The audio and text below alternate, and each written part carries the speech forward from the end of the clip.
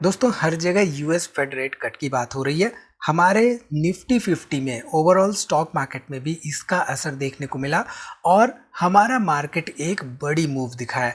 लेकिन एक तरफ हमारा स्टॉक मार्केट जहां पे हरा भरा दिख रहा था, वहीं पे हमारे मोस्टली रिटेल इन्वेस्टर्स की पोर्टफोलियो लाल दिखाई दे रहे थे। इनके पीछे के रीजंस और साथ ही साथ हमारे स्टॉक मार्केट की करंट सिचुएशन के बारे में डिटेल में जानेंगे इस वीडियो में और जानेंगे कि यूएस फेड रेट कट के वजह से हमारे स्टॉक मार्केट में क्या असर पड़ सकता है आने वाले दिनों में। नमस्कार दोस्तों, स्वागत है आप सबका एक बार फिर से स्टॉक फॉर रिटेल पर स्टॉक मार्केट से जुड़ी एक नई जानकारी के साथ। तो दोस्तों ऐसा पहली बार नहीं हुआ है कि यूएस फेड रेट में कटौती हुई है, लेकिन इस बार कुछ ज़्यादा ही बढ़ चढ़कर इसके बारे में बात की जा रही है और इसी माहौल में हमारा जो स्टॉक मार्केट है वो एक बड़ी मूव दिखाकर चला गया आज के दिन, यानी कि 20 सितंबर 2024 के दिन। आप ध्यान दीजिए तो आप यहाँ पे देख सकते हैं कि 25,443 के आसपास से ये मूव चला था करीब करीब 25,844 तक, यानी कि करीब करीब 400 पॉइंट तक हमारा निफ्टी 50 एक ही दिन के ड्यूरेशन में मूव किया। अब यहाँ पे आपको ग्रीन कैंडल दिखाई दे रही है निफ्टी 50 के चार्ट पर, लेकिन हमारे मोस्टली रिटेल इन्वेस्टर्स की जो पोर्टफोलियो थी आज के दिन वो रेड में दिख रही थी, यानी कि अपने पोर्टफोलियो में मोस्टली लॉसेस ही दिख रहे थे। इसका one of the main reasons ये है कि आज के दिन mostly mid cap and small cap stocks में सेलिंग देखी गई, उनमें गिरावट देखी गई। लेकिन हमारा जो ओवरऑल मार्केट है, सिंस ये जो निफ्टी 50 है, ये निफ्टी 50 स्टॉक्स का एक इंडेक्स है और ये 50 स्टॉक्स मोस्टली यहाँ पे लार्ज कैप स्टॉक्स हैं। लार्ज कैप स्टॉक्स में एफआईआईज द्वारा हैवी बाइंग देखी गई है, इसकी वजह से यहाँ पे हमें ग्रीन कैंडल देखने को मिल रही है, यानी कि एक बुलिश सेंटीमेंट देखने को मिल रहा है। अब सवाल ये आता है कि जो यूएस फेड रेट्स में 0.50 बेसिस पॉइंट्स कटौती की गई है, क्या उसका असर है हमारे स्टॉक मार्केट पे? आने वाले समय पे क्या असर हो सकता है इसका? तो अगर हम ध्यान दें ओवरऑल यूएस फेड रेट्स पर, ऐसा पहली बार नहीं हुआ है कि यूएस फेड रेट्स में चेंजेज हुए हैं। यूएस फेड रेट्स में चेंजेज होते रहे हैं over the past few years और इसके साथ ही साथ इसका थोड़ा बहुत इम्पैक्ट यूएस स्टॉक मार्केट पे and even Indian stock market पे भी देखने को मिलता रहा है। ठीक है, अब इस यूएस फेड रेट के ओवरऑल हिस्ट्री को अगर हम ट्रैक करें, कंपेयर करें S&P 500 इंडेक्स से, तो आप यहाँ पे देखिए interesting point. S&P 500 index regardless all the historical US Fed rate changes, यहाँ पे आप देख सकते हैं कि लॉन्ग टर्म में हमेशा आपको एक नई ऊंचाइयां देता रहा है, यानी कि ओवरऑल स्टॉक मार्केट में regardless US federal reserves interest rate changes, market हमेशा हायर हाइज हायर लोज ही बनाता रहा है। तो इंडियन स्टॉक मार्केट में भी कुछ ऐसी ही सिचुएशन बनती है लॉन्ग टर्म इन्वेस्टमेंट में। तो ऐसी सिचुएशन में हम रिटेल इन्वेस्टर्स को फोकस करना चाहिए अपने फंडामेंटली स्ट्रॉन्ग स्टॉक्स पर, ना कि न्यूज, नॉइज और इमोशंस पर। तो हमें हमेशा न्यूज, नॉइज और इमोशंस को साइड में रखना चाहिए और फोकस करना चाहिए अच्छे फंडामेंटली स्ट्रॉन्ग स्टॉक्स पर, खासतौर पर वो स्टॉक्स जिनमें कि एक आने वाले समय के लिए बेटर ग्रोथ का स्कोप हो। अब देखिए, चाहे इंडियन गवर्नमेंट हो, चाहे यूएस की गवर्नमेंट हो, चाहे आरबीआई हो, चाहे यूएस फेडरल रिजर्व हो, ये इंटरेस्ट रेट्स में चेंजेस करते रहे हैं based on certain economic cycles. अब ऐसे में जब इंटरेस्ट रेट्स कम हुए तब बोरोइंग कॉस्ट कम हुई है और ओवरऑल बिजनेस ग्रोथ और इकोनॉमिक ग्रोथ के लिए ये एक अच्छा संकेत माना जाता है। ठीक है, इसके साथ ही साथ स्टॉक मार्केट पर भी इंटरेस्ट रेट्स को कम करने पर इम्पैक्ट देखने को मिलता है।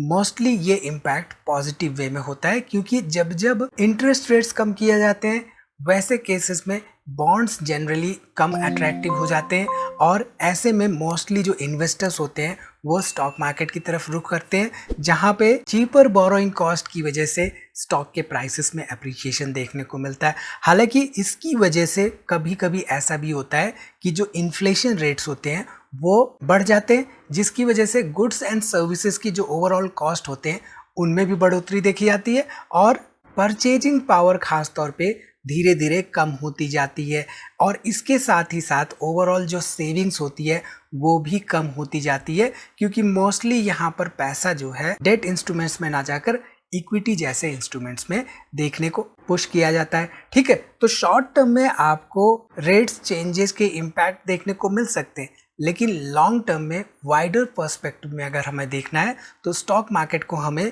लॉन्ग टर्म इन्वेस्टमेंट के पर्सपेक्टिव से देखना पड़ेगा। और ऐसे में लॉन्ग टर्म में स्टॉक मार्केट ने हमेशा पेशेंट इन्वेस्टर्स को अच्छे रिटर्न्स दिए हैं। ठीक है, यहाँ पे अगर हम ध्यान दें FIIs एंड DIIs के ओवरऑल डाटा पर, तो आप देख सकते हैं कि पिछले 2-3 दिनों में ओवरऑल नेट जो हमारे FIIs हैं उन्होंने बाइंग की है इंडियन स्टॉक मार्केट में, वहीं पे जो DIIs हैं उन्होंने भी ओवरऑल बाइंग की है। हालांकि अगर हम 20 सितंबर 2024 का डाटा देखें तो यहाँ पे आप ध्यान दीजिए तो करीब करीब 14,000 करोड़ रुपए के आसपास नेट बाइंग हुई है FIIs के द्वारा, वहीं पे DIIs ने करीब करीब 4,400 करोड़ की ओवरऑल सेलिंग की है 28 सितंबर 2024 को। चलिए निफ्टी 50 में अगर हम देखें तो शॉर्ट टर्म में आपको छोटी छोटी गिरावटें देखने को मिलती हैं, लेकिन लॉन्ग टर्म में यहाँ पे आप देख सकते हैं कि लॉन्ग टर्म में हमारा स्टॉक मार्केट हमेशा एक बुलिश मोड में रहता है और आपको एक हायर हाइज हायर लोज वाला पैटर्न दिखाता रहता है। तो ऐसे सिचुएशन में हमें हायर लो पे अगर पेशेंटली इंतज़ार करना है तो हम एक अच्छी इन्वेस्टमेंट अपॉर्चुनिटी पा सकते हैं रिगार्डलेस रेट कट्स, तो चाहे US फेड रेट कट्स हो या RBI के रेट कट्स क्यों ना हो, वो शॉर्ट टर्म के इम्पैक्ट्स दिखाते हैं। लॉन्ग टर्म में हमारा स्टॉक मार्केट यहाँ पे हमें बुलिश ही देखने को मिलता है। ठीक है, जहाँ तक ओवरऑल हमारे स्टॉक मार्केट की करंट वैल्यूएशन की सिचुएशन है तो आप देखिए करंटली हमारा स्टॉक मार्केट यहाँ पे करीब करीब 24 के पी पे ट्रेड करता हुआ दिखाई दे रहा है। इसमें अगर हम ध्यान दें तो जून 2022 में 19 के पी पे ट्रेड कर रहा था, वहीं पे 2020 के क्रैश में अगर हम देखें तो ये 17.6 के पी पे ट्रेड करता हुआ दिखाई दे रहा था। तो यहाँ पे आप देख सकते हैं ये जो पर्टिकुलर पी के आपको पॉइंट्स देखने को मिल रहे हैं उसी के आसपास हमारा निफ्टी 50 करंटली ट्रेड करता हुआ दिखाई दे रहा है। तो क्लियर कट बहुत ज़्यादा ओवर वैल्यूड नहीं है हमारा stock market even current situation में भी। तो यहाँ पे हम कह सकते हैं कि हमारे इंडियन स्टॉक मार्केट में एक बहुत बड़ी अपॉर्चुनिटी दिख रही है लॉन्ग टर्म पर्सपेक्टिव से। तो आई थिंक यहाँ पे क्लियरली आपको समझ में आ रहा होगा कि जो US फेड रेट्स के कट्स हुए हैं उससे क्या वाकई में हमारे स्टॉक मार्केट में आने वाले समय में चेंजेज हो सकते हैं, क्या उसमें गिरावट हो सकती है, क्या बुल रन कंटिन्यू रहने वाला है। तो इन सभी का जवाब आई थिंक कि इस पर्टिकुलर डिस्कशन से आपको जरूर से जरूर मिल गया होगा। स्टॉक मार्केट इन्वेस्टिंग की जहाँ तक बात है तो उसके बारे में जो हमारा investing in stocks the complete course है इसमें हमने चैप्टर 3 तक की इन्फॉर्मेशन ऑलरेडी अपलोड कर रखी है। चैप्टर 4 हम जल्दी शुरू करने वाले हैं, तो इसके लिए अगर आप एनरोल करना चाहें तो आप एनरोल कर सकते हैं। और साथ ही साथ इस वीडियो में किसी भी तरह का आपको डाउट हो तो कमेंट्स में सवाल जरूर से जरूर पूछिए। तो इस वीडियो में फिलहाल इतने दोस्तों, उम्मीद है वीडियो आपको पसंद आई होगी, इसमें दी गई जानकारी आपके काम की होगी। वीडियो को लाइक करिए, कोई भी सवाल हो तो कमेंट जरूर करिए और वीडियो को अपने दोस्तों में शेयर करिए। और दोस्तों यहाँ पे डिस्क्लेमर कि हमारे द्वारा डिस्कस किया गया कोई भी टॉपिक या किसी भी तरह का स्टॉक कोई भी रिकमेंडेशन नहीं होता है। हम इन्फॉर्मेशन लाते हैं आप तो लोगों के लिए ताकि आप भी एक कॉन्फिडेंट इन्वेस्टर बन सकें हमारे स्टॉक मार्केट में।